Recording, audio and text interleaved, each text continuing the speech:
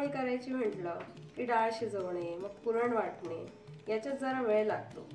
पण ज्यांना हे सगळं करायला वेळ नसतो त्यांच्यासाठी आपण करणार आहोत आज इन्स्टंट पुरणपोळी, झटपट आणि सोप्या पद्धतीने. इन्स्टंट पुरणपोळीसाठी आपण या डाळ्यांचा पीठ घेतलाय, मिक्सरमधनं काढून चाळून घेतलंय 1 वाटी, अर्धी वाटी पेढे, अर्धी वाटी पिठी साखर, 1 चमचा विलायची पावडर आणि अर्धा चमचा जायफळची पावडर. पारीसाठी घ्यायचंय अर्धी वाटी मैदा, 1 वाटी कणिक, चिमूटभर मीठ आणि थोडं आतमध्ये घालायला चमचाभर तेल आणि वरून लावायला थोडंसं तेल.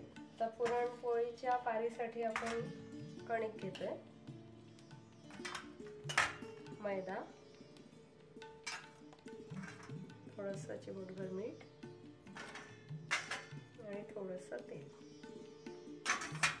आता हे आपण पाण्याने भिजवून घ्यायचं, जसं पुरणपोळीला भिजवतो ना त्याच पद्धतीने, पण खूप सैल नाही भिजवायचं, साधारण मीडियम. इतपत मी असं नरम भिजवून थोडंसं तेल घालून त्याला 15 मिनिटं थोडंसं तेल घालून मळून घेतलं आणि 15 मिनिटं झाकून ठेवायचं. सारणासाठी हे डाळ्यांचं जे पीठ आपण घेतलं होतं ते घ्यायचं, त्याच्यात पेढा, पिठी साखर, जायफळ पावडर, विलायची पावडर आणि दूध अगदी थोडं थोडं घालत त्याला मिक्स करायचंय. गरम अगदी कमी कमी दूध घालायचंय.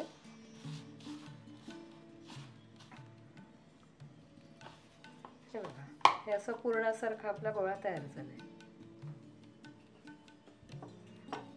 असा कणकीचा गोळा घेतला आपण,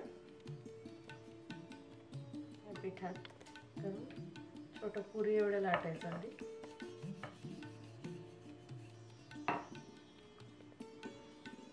त्याच्यात हे केलेलं सारण घरला बंद करायची.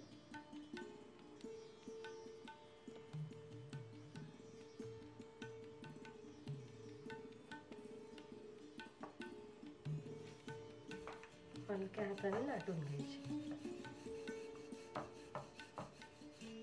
अशी घेऊन तव्यावर टाकायची. खूप स्लो पण नाही ठेवायचा गॅस आणि खूप हाय पण नाही, थोडं मीडियम गॅसवर. एका बाजूने झाली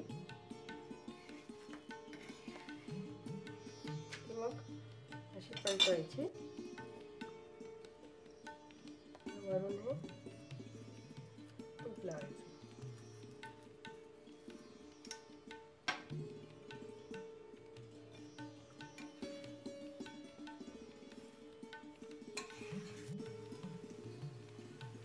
त्या बाजूला पण लावून द्यायचं.